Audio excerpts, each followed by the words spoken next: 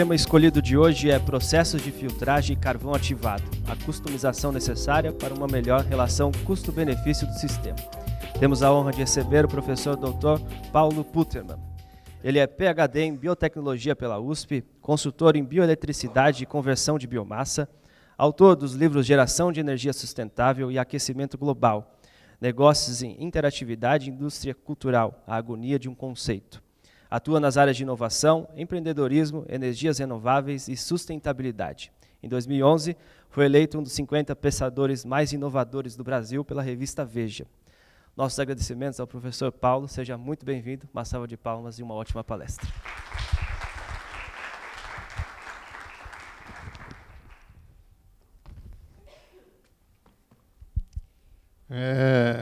Bom dia. Gostaria de agradecer ao presidente Moura pelo convite, Adriano, Marcos, por ter ajudado a organizar.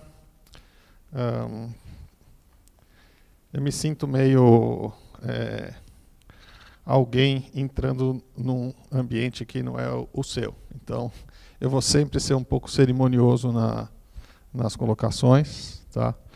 Porque eu acho que a gente tem uma oportunidade muito grande que talvez a gente não esteja aproveitando. Então, é um pouco essa a minha posição. Eu vou... É menos para entrar numa saudação de credenciais e mais para vocês poderem me posicionar, para a gente ter uma conversa mais tranquila. Tá? Essa aqui é a minha tese de doutorado. Tá? E vocês vão ver que ela é baseada na comparação de duas tecnologias, produção de energia fotovoltaica e produção de energia à base de biomassa. Né? Então, esse é o território onde eu tenho conforto, que é o de produção de energia elétrica. Tá? A partir desse processo, eu consegui fazer uma proposição menos acadêmica, que era uma proposição de negócios, que acabou virando essa empresa Sequoia Bioenergia, que acabou virando um case da Harvard Business School. Ela virou um case da Harvard Business School porque, pela primeira vez na história da produção de energia elétrica, a gente fez uma proposição de um cultivo dedicado de biomassa para a produção de energia.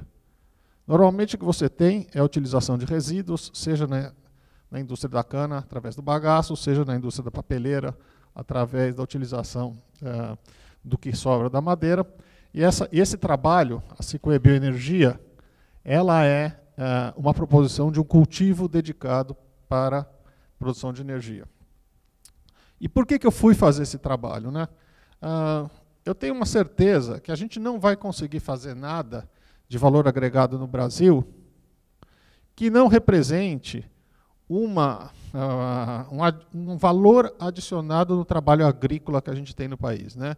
Mais uma vez, a gente tem a agricultura ajudando a baixar a inflação, são todos os dados que está todo mundo vendo, e provavelmente é o que está impulsionando a queda dos juros também. Então, se a gente tem uma vocação no Brasil, ela não é uma vocação de produção, de inovação de tecnologias digitais, de tecnologias de software. O que a gente realmente, isso vem se comprovando ao longo dos últimos, pelo menos 400 anos, é uma capacidade de estar agregando valor à agricultura. Então, esse trabalho entra dentro desse contexto. E a conversa que eu vou ter com vocês hoje também está dentro desse contexto. É um pouco assim como eu vejo.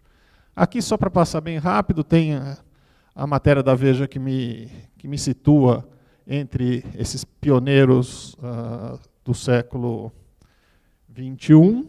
Né? E agora eu vou entrar um pouco, antes de entrar praticamente na minha conversa com vocês, eu vou só fazer umas perguntinhas aqui. Quem é que já usa carvão ativado nos seus processos? Levanta a mão, por favor. Temos aqui uns 10%. Quem está pensando em usar carvão ativado nos seus processos? Mais ou menos a mesma quantidade de gente. Quantos dos que estão aqui trabalham na área de remediação ambiental? Praticamente não, ninguém, né? E uma última pergunta. Quem é que produz resíduo de madeira no seu processo industrial? Alguém tem algum trabalho que deixa algum resíduo de madeira? Também não. Então tá bom. Então, a agenda que eu pensei em cumprir, eu vou dar basicamente eu vou tentar dar uma nivelada no conhecimento em relação ao carvão ativado, visto que é muito pouca gente que trabalha com o produto, tá?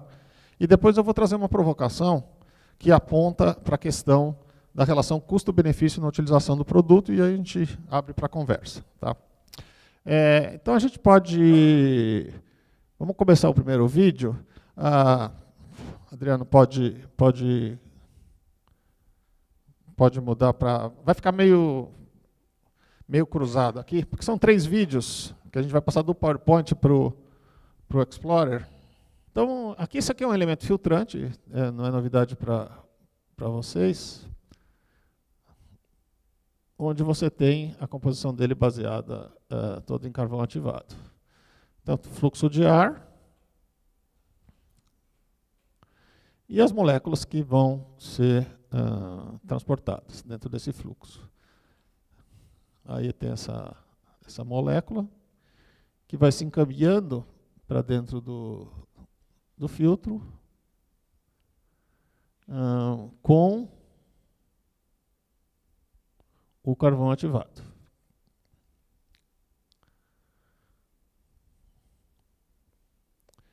É um carvão ativado granular, em grãos, mais ou menos como ele se apresenta. Pode dar uma parada no vídeo agora, por favor? Isso aqui é muito interessante, né? Não, é só parar. Ups. Tá.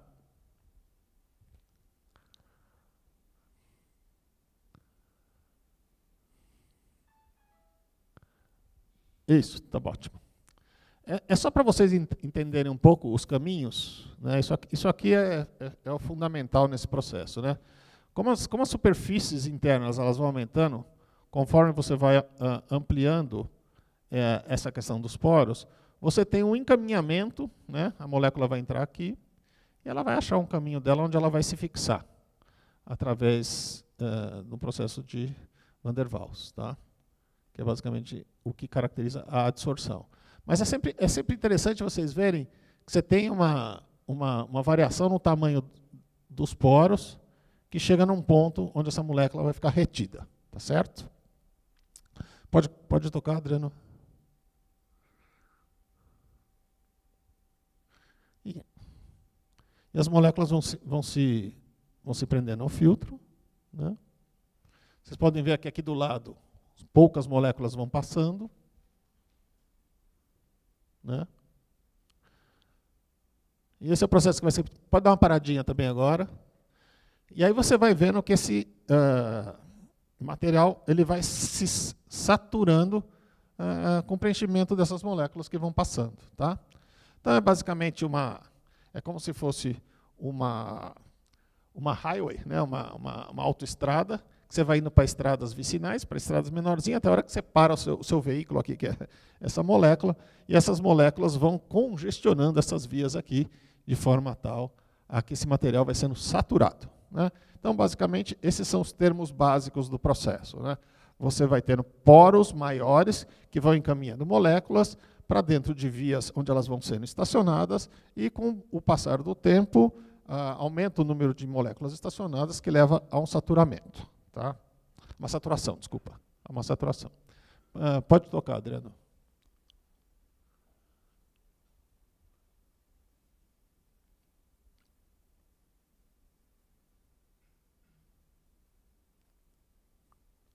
É basicamente isso. Só para... Ele vai concluir. Pronto, pode parar. Pronto. Então vocês viram que saturou o carvão ativado que tem aqui dentro, os grãos de carvão ativado, ele começa a não reter mais as moléculas. E aí ele precisa ser substituído. Correto? Então, basicamente é isso. Nós temos um elemento que permite a adsorção de moléculas de determinados tamanhos, que num determinado fluxo elas vão estacionando e saturando o elemento. Tá? Podemos voltar para o slide. Então, basicamente, isso é como funciona e para que serve o carvão ativado. Eu que vou para o slide seguinte aqui, né? Bom, agora a gente vai entrar numa área que é um pouco super simplificada da forma que eu vou apresentar, mas foi o jeito que eu encontrei de introduzir o assunto, a gente pode explorar um pouco mais. Então a gente pode entrar no primeiro vídeo, Adriana, vamos ver como é que é feito o carvão ativado à base de biomassa. Tá? Pode começar.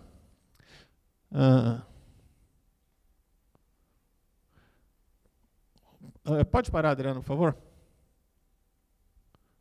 Só para a gente ter aqui. Bom, aqui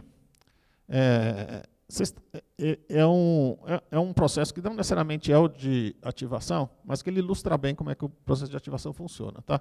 Então, é um vídeo do Department of Energy americano. Eu gosto muito porque as ilustrações são muito boas. Você tem aqui uma composição de biomassa não muito identificada, pode ser qualquer uma, tá?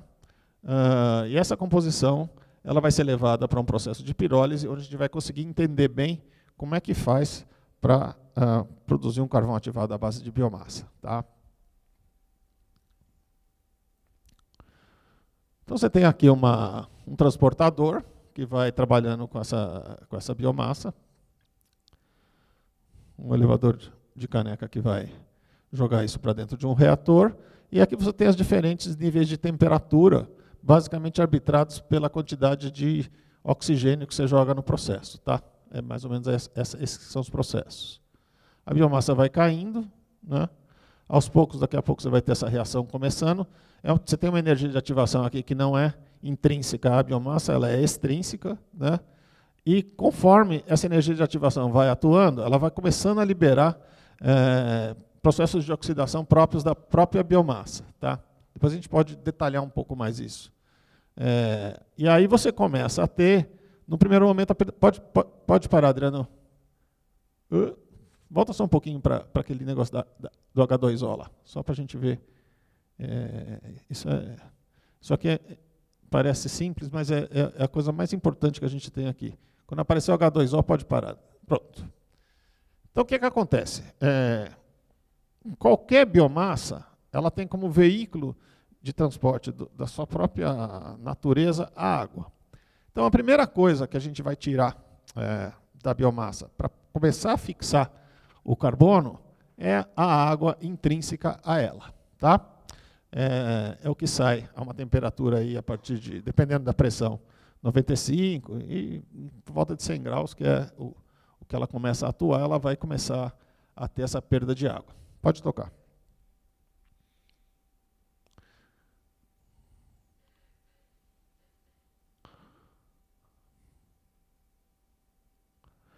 Então, essa partícula que já está perdendo água, conforme o processo vai se encaminhando, ela vai passar a perder outros compostos.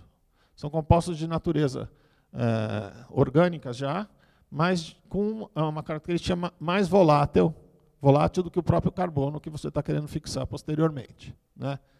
E aí vai saiu o nitrogênio, saiu o monóxido de carbono, dióxido de carbono, o próprio hidrogênio, né? E você vai tendo essa fixação dessa molécula aqui. Num outro nível de temperatura, quando você já conseguiu começar a se libertar desses voláteis naturais dessa própria biomassa, você vai começar a perder compostos que são compostos mais complexos. Está meio escuro aqui, mas está aqui o nosso carbono. Pode parar. Volta para o carbono, por favor.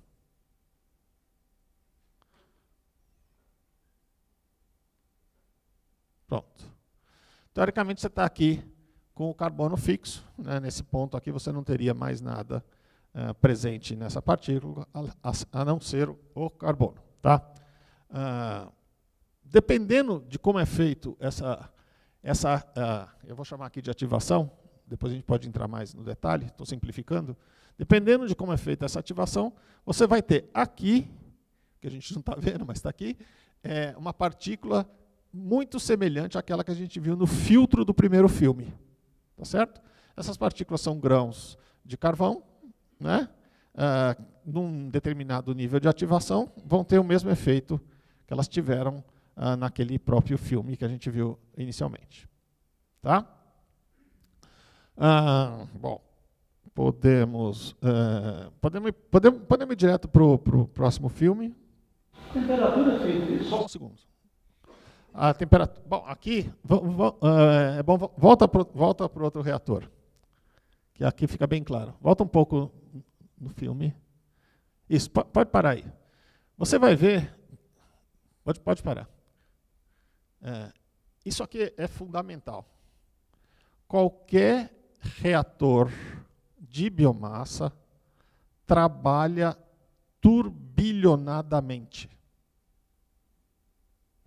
Não existe, você pode ver pela própria cor das partículas, uniformidade na temperatura. Isso é característico da própria distribuição de água e dos compostos voláteis na própria biomassa. Então você vai ter um centro de calor que é dado por essas entradas de ar aqui, que você está vendo aqui. Isso aqui vai atribuindo uma determinada dinâmica no material e, como se fosse um verdadeiro processo turbilhonado, você vai ter hora onde esses próprios gases eles vão se inflamar, dependendo do acesso ao oxigênio que eles têm, e quanto mais próximo do inflamado, maior a temperatura. Quanto mais distante, menor a temperatura. Só que isto não acontece de uma forma organizada. Isto é um reator. Tá? Então, as temperaturas dentro desse reator, elas vão variar dependendo do estado onde você está. A tendência é que na área maior de ativação, você vai estar com uma temperatura entre 800 e 1000 graus. Essa é a tendência. Só que dependendo da quantidade de oxigênio que você tem nessa região, você pode ter uma oxidação total do material e você, ao invés de ter o carbono residual, você vai ter CO2 sendo produzido. E aí que eu entendi, você falou inicialmente em pirólise, né? Isso. Esse aqui é um reator de pirólise. Como é que ele não vira cinza e vira carbono? Se está na presença de oxigênio. Então, essa é a questão. A pirólise é exatamente isso. É a oxidação mediante o controle do oxigênio. Tá? Na pirólise ideal, você não chega a extrair dióxido de carbono. Você extrai só monóxido de carbono mais hidrogênio. Mas é impossível você ter uma situação dessa. Então, na arbitragem do oxigênio, você vai ter esse controle. Tá certo? Se você tiver muito oxigênio, efetivamente o que você vai ter é a produção de dióxido de carbono e de materiais minerais, conhecidos como cinza. Se você arbitrar isso bem, o teu residual, vai só um pouquinho para frente nesse filme aqui. Se você arbitrar bem esse oxigênio, pode deixar rodando. É uma injeção controlada, não é? Sempre. Isso aqui é de um detalhe atroz. Porque você não consegue saber de uma forma muito clara qual a constituição de cada partícula, de cada pedacinho da biomassa. Então você vai, na média, obtendo resultados. Só avançar aqui só mais um pouquinho, porque isso, pode deixar isso. Agora, quando você fixou essa partícula de carbono, ele vai descer o filme aqui, vai ficar mais claro. Num ciclone, você tem teoricamente aqui você não tem a queima total nunca. Pode deixar. Você não tem a queima total nunca, né? Você tem esses gases, você vai captando. Pronto, pode parar aí. Aqui, teoricamente, você não tem cinzas. Você vai ter o carbono fixo. Tá certo? Então, esse vai ser sempre o processo. Quanto mais controlado for esse processo, melhor você vai ter um carvão e, por consequência, uma ativação mais clara, que seria a ativação decorrente dos próprios poros criados. Fala. Paulo, uma dúvida. Um reator físico, como no nosso caso, nós temos pontos de injeção e estágios de queima e ativação, zona de ativação. No de biomassa, está nítido ali, pelo menos para mim, que a ponta de vapor, de injeção de vapor é único local. No caso da biomassa. É isso mesmo? Entendi? Você tem muitas técnicas, né? Você tem muitas técnicas de fazer isso. E os reatores, cada um tem um tipo de estruturação, né? Esse aqui, nesse exemplo, ele tem essa estrutura exatamente para você ter um controle melhor dos gases que você coloca para dentro do reator. Ele não foi uniforme. Se você está colocando um ponto só de injeção de vapor em cima da matéria-prima, ele não vai abrir a porosidade inteira. Você nunca vai... quer ver? Volta um pouco, Adriano. Aí está ótimo. O que acontece aqui? Você nunca vai conseguir ter isso uniforme, porque independente de qualquer coisa, esse ambiente vai ser turbilhonado. Tá? Para você uniformizar isso aqui, o que você vai ter que fazer? Você vai ter que chegar no fim do processo, tá? E fazer uma classificação. Não tem muita alternativa. Você fala com bateladas, inox? Pode ser. É difícil fazer contínuo, batelada vai ser sempre mais adequado. Então, mas o ponto de injeção de vapor está nítido que é um ponto só. Você não tem vários pontos de injeção. É esse modelo aqui, poderia ser outro. É mais para exemplificar como é que funciona. Mas o biomassa ele acontece da forma que é feito atualmente ou não? Sim.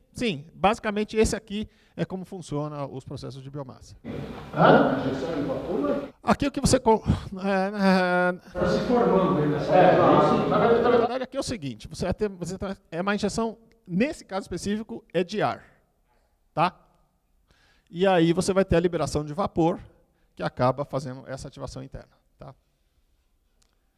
Adriana, podemos ir para o outro filme? Eu vou tomar a liberdade de pegar um filme da Calgon aqui. Pois não.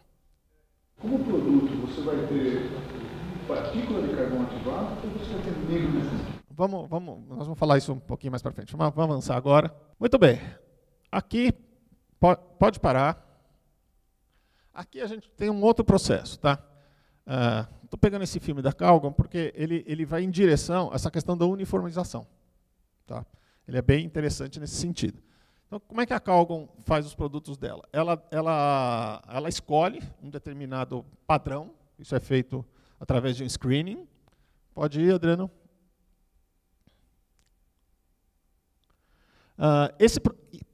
Isso pode parar. Bom, na operação da planta, ela faz um primeiro processo que pode continuar agora. O filme é curto, mas acho que vale a pena ir parando. Pode parar.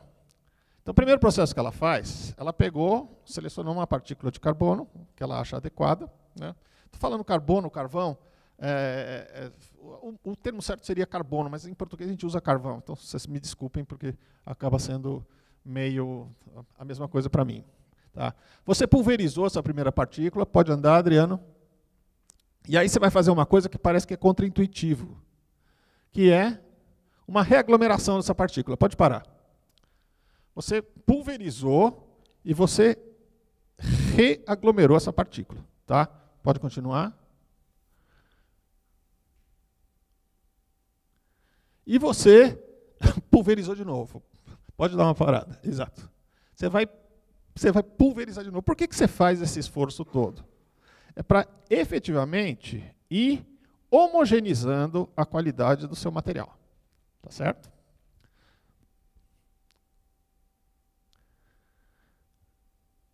Aí você vai fazer um processo de cocção.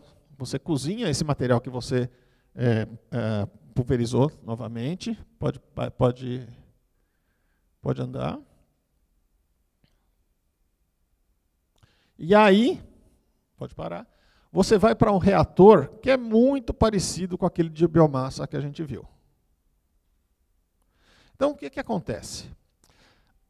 Vocês vejam que nesse processo, que é um processo de valor mais agregado, você uniformizou a sua partícula completamente, você já tem ela com carbono fixo, mesmo ela estando com carbono fixo, você foi lá e uniformizou essa partícula, pulverizando, reaglomerando, pulverizando de novo, fazendo uma cocção e passando para ativação.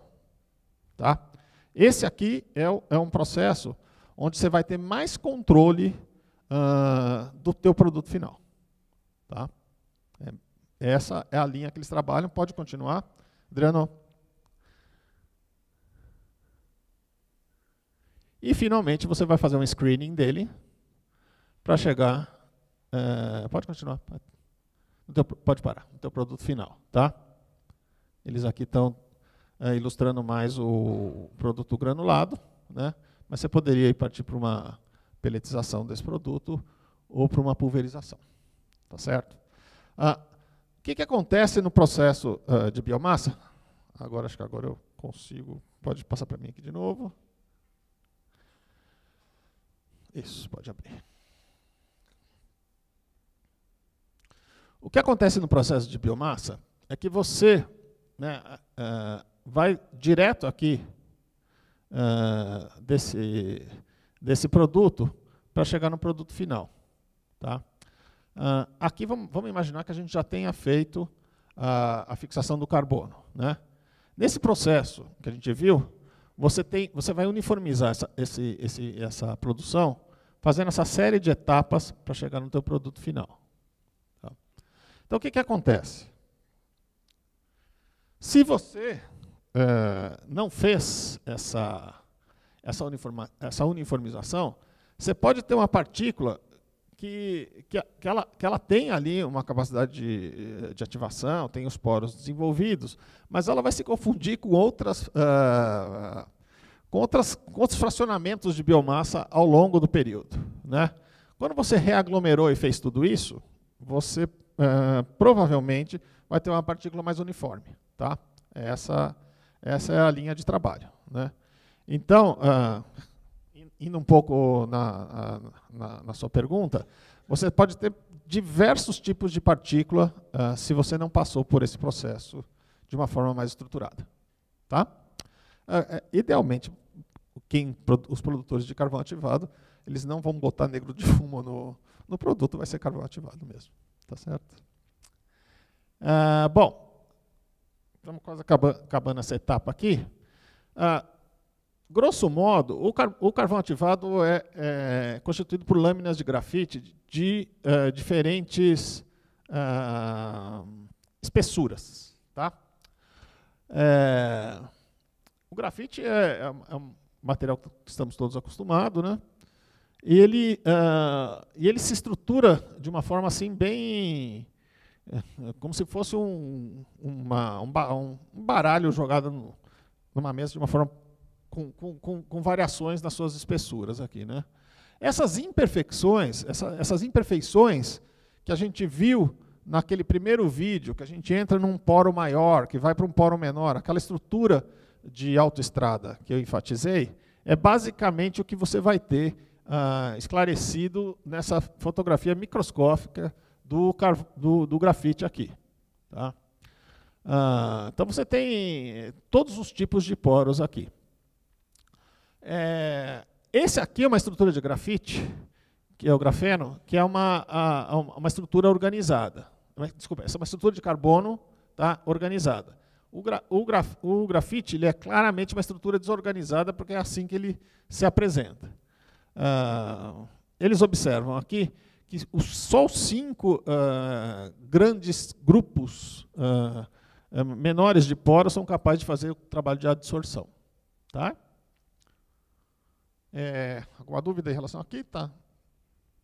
Por que na ativação? O que é a ativação?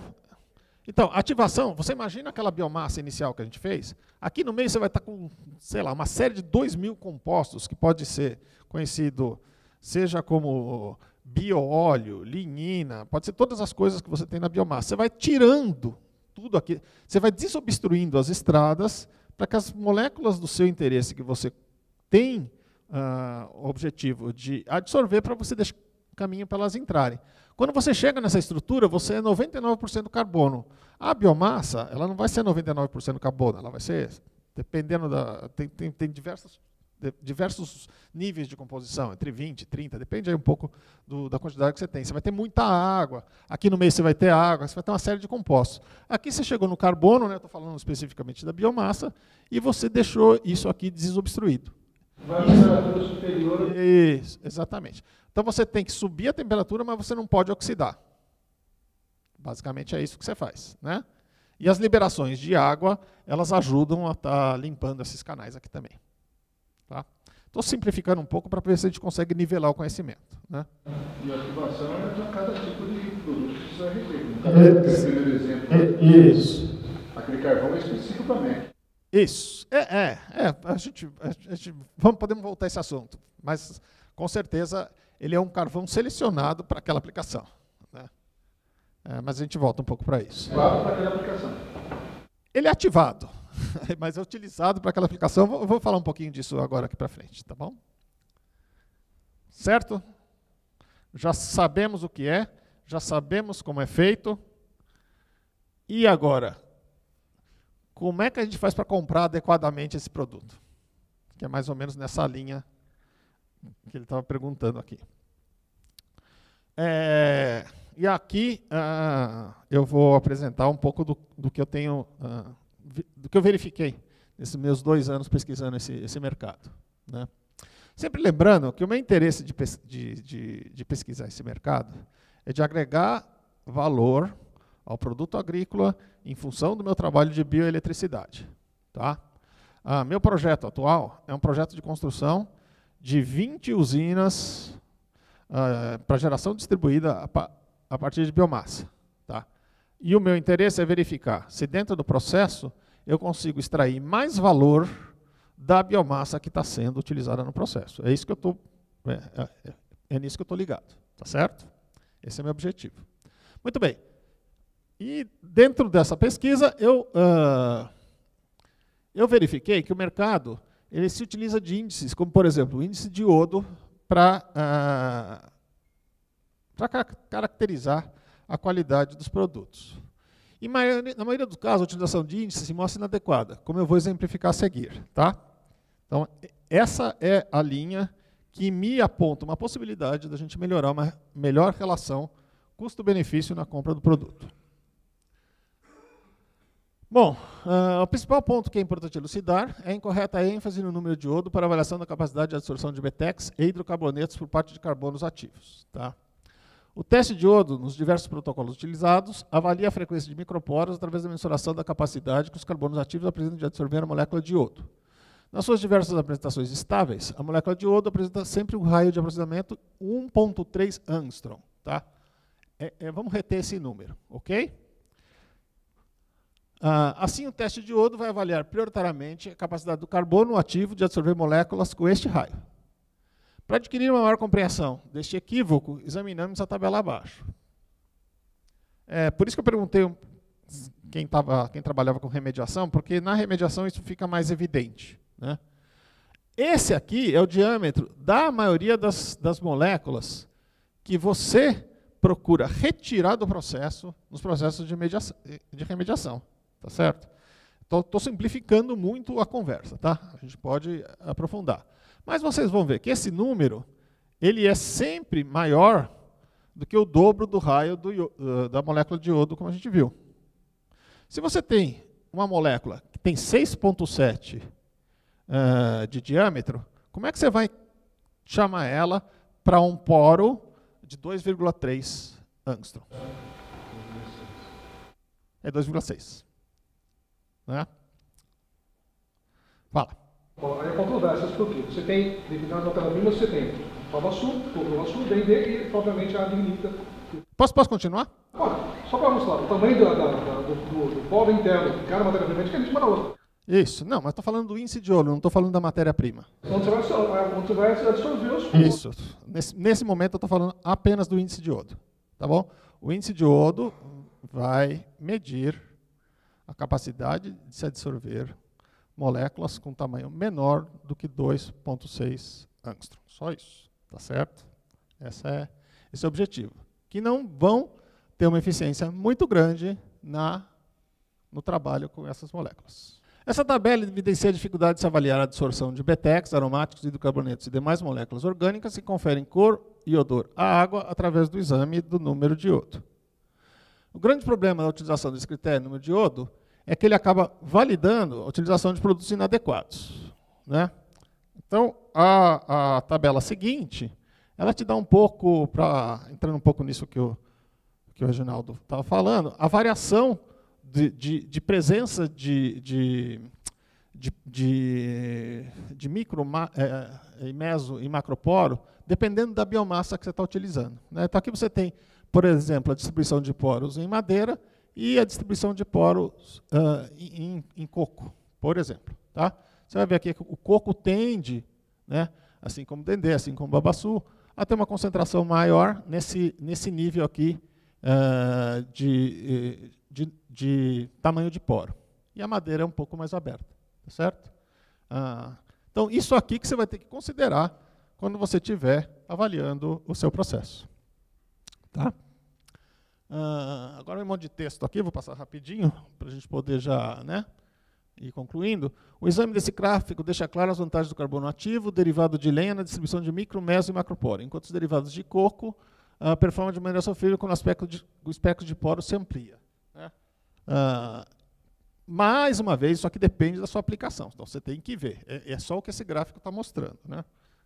Não quer dizer que um é melhor que o outro. Tá? E você também, existem determinadas aplicações que o macroporo ele é mais utilizado, como na absorção de perigosos poluentes atmosféricos. Parameta, ortoxilene, metilquetona aqui, por exemplo, seus experimentos buscaram comparar a utilização de carbonos ativos diferentes com o método de controle de emissões. Entre as variedades de carbono ativado, o carbono com incidência de macroporo se apresentou mais eficiente para esse processo, né, sempre. Em seu trabalho, as considerações de gases poluentes foram medidas através de cromatografia, as curvas de absorção se prestaram à determinação Langmuir e Freundlich, isotérmicos para cada relação entre composto e carbono ativo. Foram realizadas ainda comparações entre uma abordagem linear e outra não linear, e determinou-se que a perspectiva não linear é mais adequada. Concluindo, seu estudo demonstra cientificamente que carbonos ativos com maior incidência de macroporo são mais adequados para a absorção das moléculas estudadas, para esse processo. Muito bem. Eu estou enfatizando o processo porque essa é um pouco a minha sugestão para você diminuir o seu risco na utilização desses produtos e aumentar a relação custo-benefício. Então, como é que você assegura uma boa relação custo-benefício desse processo? A resposta é realizando testes. Tá? Os testes podem ser realizados diretamente nos equipamentos ou com algumas simulações como as descritas a seguir. Essa é basicamente a recomendação que vai ficar aqui e a gente pode abrir para conversa. Os testes são razoavelmente simples. Tá? Você pode tanto estar treinando a sua equipe, como você pode ter alguém responsável para fazer isso em determinados momentos do seu processo. Né? Isso aqui é um teste isotérmico. Sempre que você ouvirem falar de isotérmico, ele tem sempre essa característica. Você tem uma quantidade de solução a ser tratada, e aí você vai colocar ou diferentes quantidades, ou diferentes tipos de carvão. Você vai simplesmente fazer com que essa solução ela entre em contato com diferentes situações para que você possa atingir um equilíbrio. Aí você vai fazer uma filtragem e vai ver se aquela solução que você estava tratando chegou numa concentração residual que te interessa. Basicamente, esse é o trabalho do isotérmico. Isso é verificado através dos gráficos, que você vai pegando ponto a ponto, até a hora que você chega em equilíbrio, e esse equilíbrio vai te dar a melhor relação custo-benefício do processo. Tá? Então, esse é um teste razoavelmente simples de se fazer e que pode te dar um melhor entendimento do produto que você está comprando dentro do processo que você está utilizando. Tá? Além desse teste, você pode trabalhar com colunas de pressão, que já precisa de uma estrutura um pouquinho maior, né, onde você vai ter mais ou menos os mesmos resultados. Né? E vai chegar em gráficos meio parecidos até a hora que você tem um nível de equilíbrio aqui. Tá?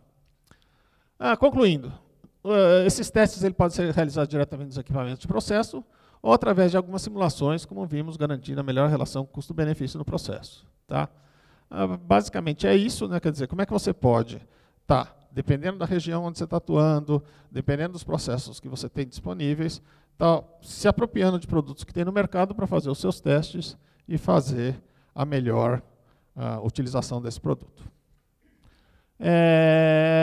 Basicamente isso que eu tinha para falar. Então, esse que era o nosso assunto. Pois não. No início você deu um exemplo de filtragem de ar, né? Purificação de ar.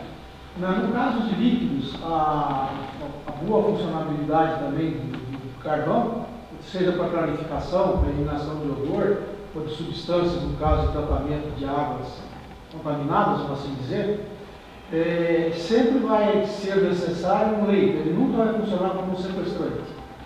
Quer dizer, vai ser necessária a passagem daquilo que se está pretendendo remover pelo carvão, pela porosidade dele. Ele nunca vai ser um sequestrante, por exemplo. Eu jogo, misturo e deixo decantar e está feito o trabalho.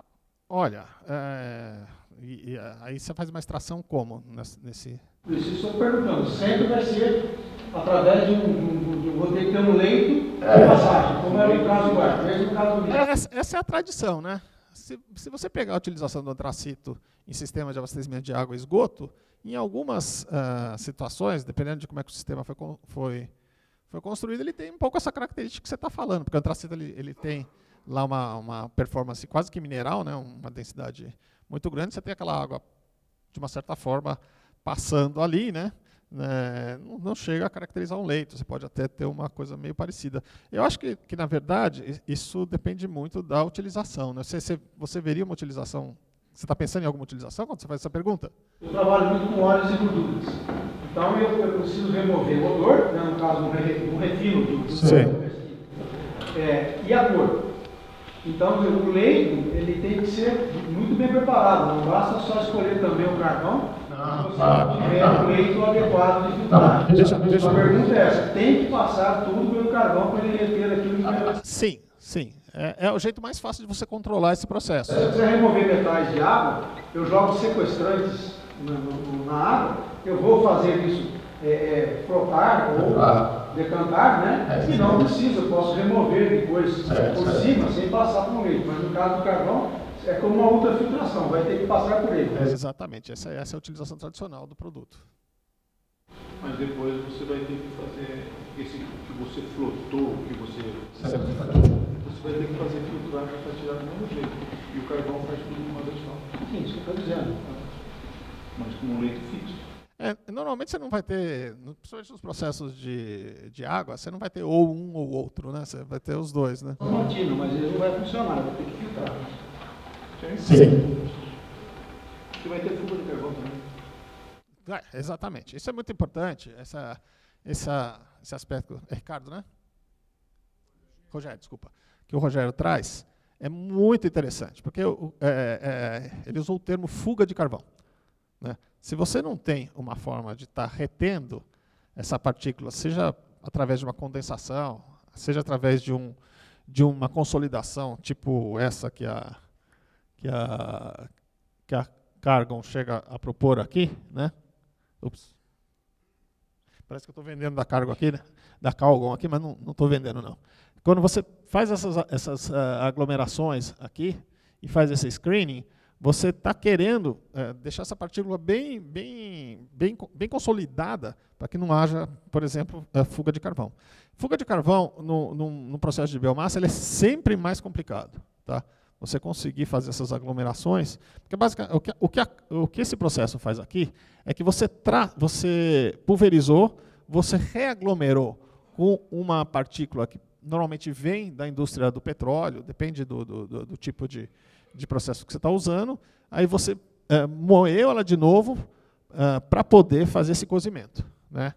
E aqui na ativação você vai perder todos os voláteis para ter o carbono fixo e eles estão mais próximos, né?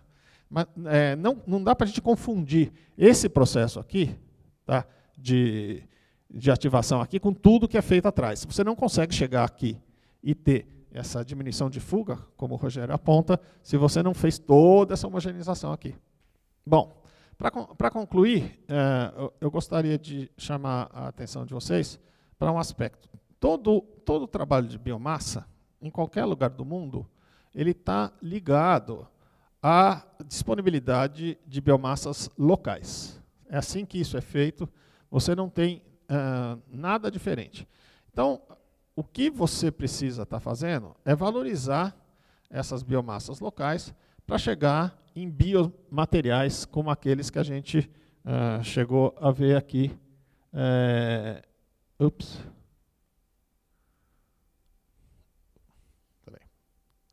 Chegou a ver aqui anteriormente, tá? Que é mais ou menos que tem essa característica, né? E aí, se você vai conseguir utilizar um material desse para fazer isso aqui, vai depender um pouco da tecnologia que você tem. Então, essa é um pouco a minha experiência com esse assunto, tá? Naquela primeira apresentação que você passou, ficou bem claro que vai ter uma eventual situação que o caminho vai ficar saturado, correto?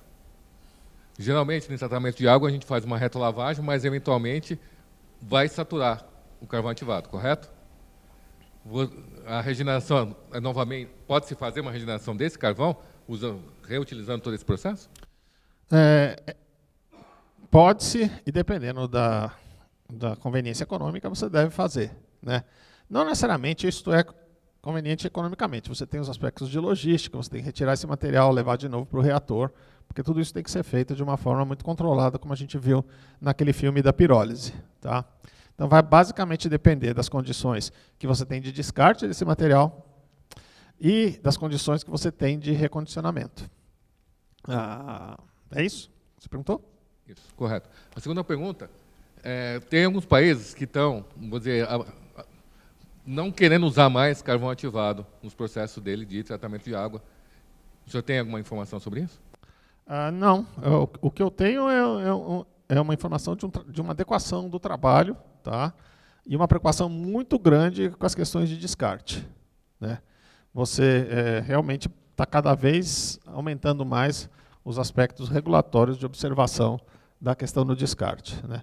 Se você vai estar recondicionando isso e utilizando isso ao final do processo, por exemplo, num processo construtivo, alguma coisa ligada à imobiliária, você cuidou do ciclo de vida dele todo e aí você não vai ter essa preocupação. Mas, normalmente, essas inibições de utilização do carvão, elas estão ligadas às questões ambientais, que, aliás, é o que tem norteado todo esse trabalho, né? Logo no começo, que tinha uma ligação de acho que é Van der Waals, que você quis dizer, né?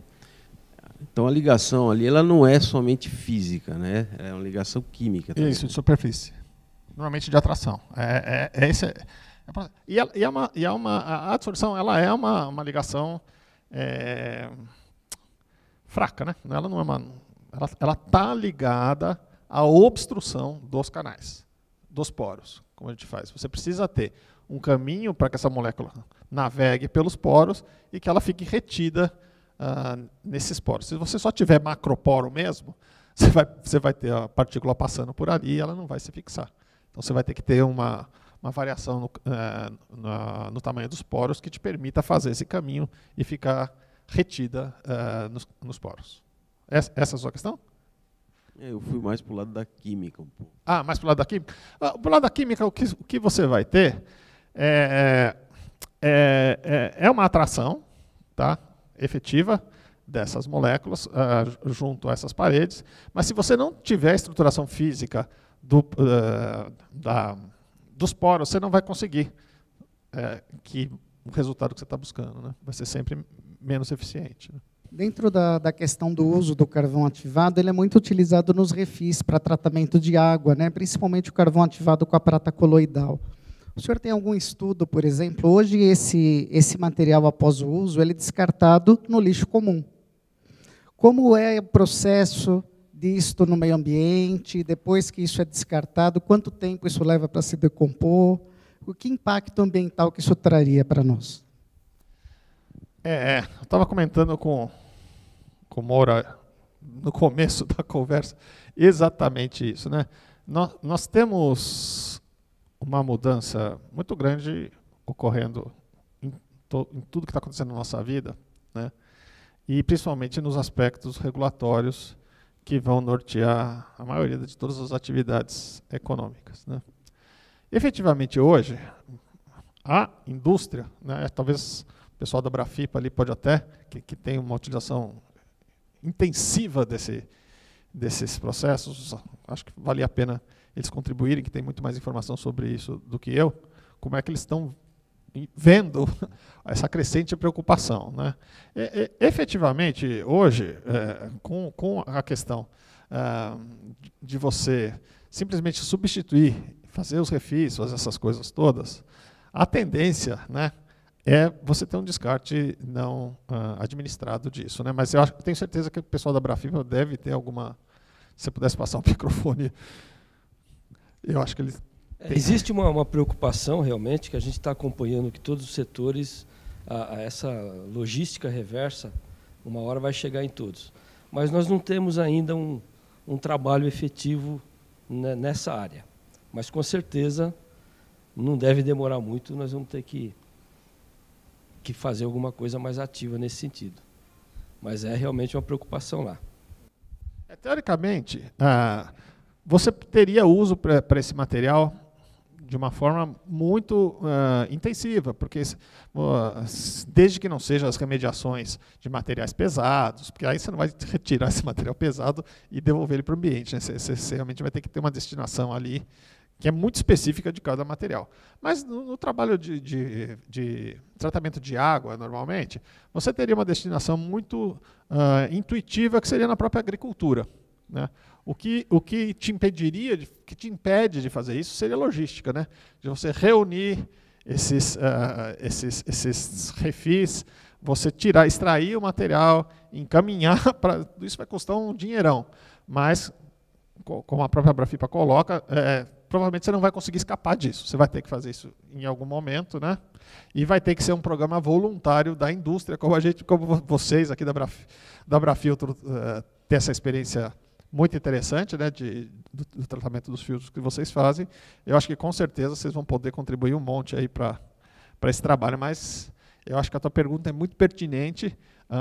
Eu acho que o custo do produto hoje não traz esse componente que vai ter que ser agregado.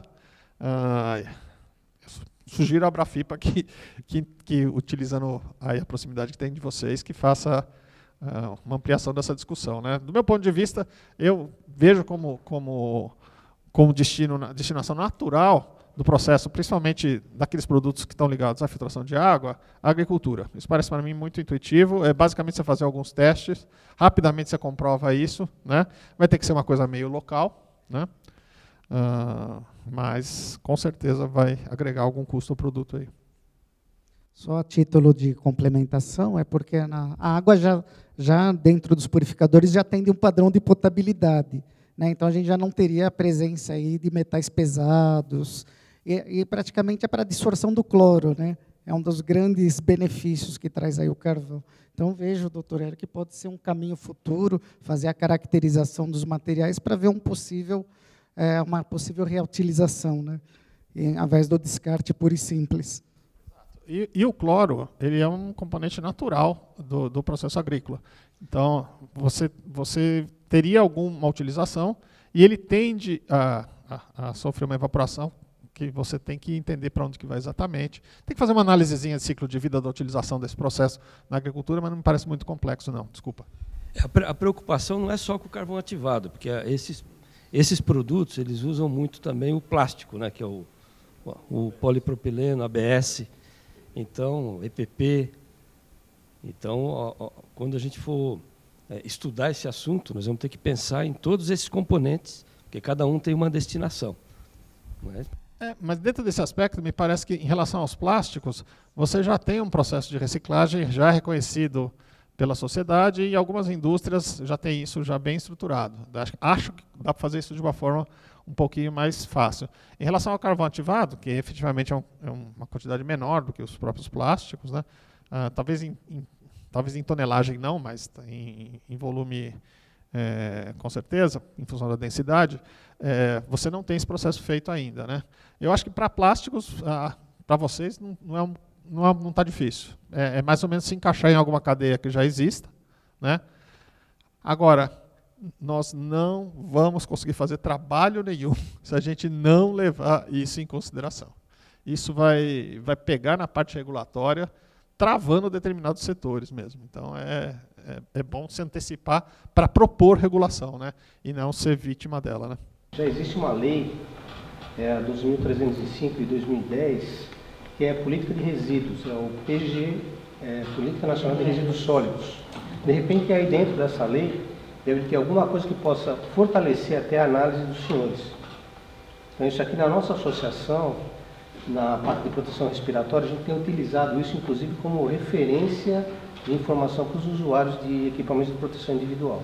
Isso daí foi extremamente salutar para o segmento. Muito obrigado, estou à disposição de vocês.